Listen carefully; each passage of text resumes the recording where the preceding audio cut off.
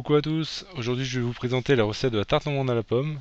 Pour cela nous avons besoin d'une boule de feuilletage, recette que vous retrouverez sur le site, un peu de farine pour fleurer la table, 4 œufs, 200 g de sucre et 200 g de beurre pour faire l'appareil à normande, un cercle à tarte beurrée, un roule à pâtisserie, un fouet, un saladier, un couteau, un économe, une planche à découper et 3 pommes. Passons à la première étape, foncer la pâte feuilletée.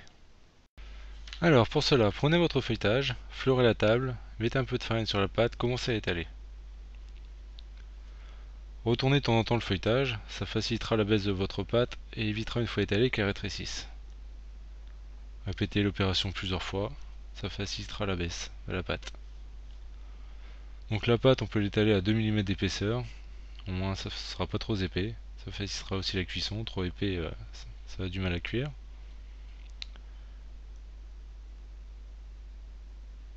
Continuez à étaler la pâte jusqu'à temps que la pâte fasse 5 à 6 cm plus grand que votre cercle. Posez votre cercle, découpez le surplus. Posez votre feuilletage sur votre cercle préalablement beurré. Placez correctement le feuilletage en dessous du cercle pour que la pâte épouse le cercle, sinon le bord de votre pâte pendant la mise en place des pommes va rétrécir, va s'abaisser. Donc bien passer la pâte juste en dessous du cercle, comme ça sera nickel. À l'aide d'un rouleau vous enlevez le surplus. À l'aide d'une fourchette, vous piquez toute la surface du feuilletage afin d'éviter les bulles d'air pendant la cuisson. Placez ensuite votre fond de tarte sur votre plaque de cuisson, préalablement recouvert d'une feuille de papier cuisson ou alors d'une feuille d'aluminium légèrement beurrée. Et ensuite, vous laissez reposer à peu près 30 minutes. 30 minutes à 3 quarts d'heure. Ça évitera que le feuilletage bouge au four. Et voilà le résultat. Passons à l'étape numéro 2, éplucher et couper les pommes.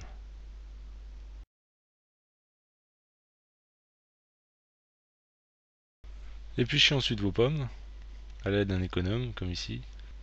Pour info, pendant ce temps, vous pouvez remplacer les pommes, vous pouvez remplacer ça par des abricots, des poires, des prunes, des mirabelles aussi, des quetchs, de la rhubarbe. Ça vous permet une très grande gamme de tartes normandes et très facile, très rapide et très facile à faire.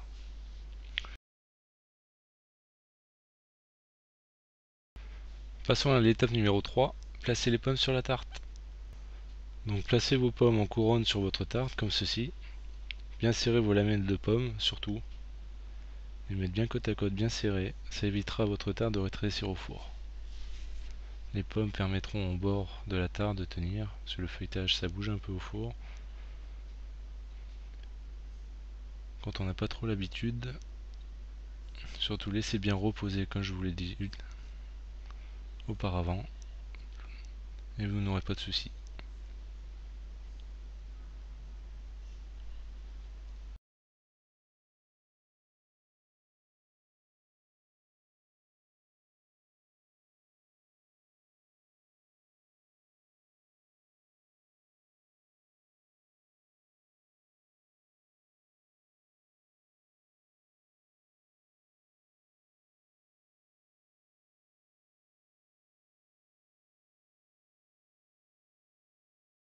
Étape numéro 4, réaliser l'appareil à normande. Bien mélanger le tout, à l'aide d'un fouet, bien sûr.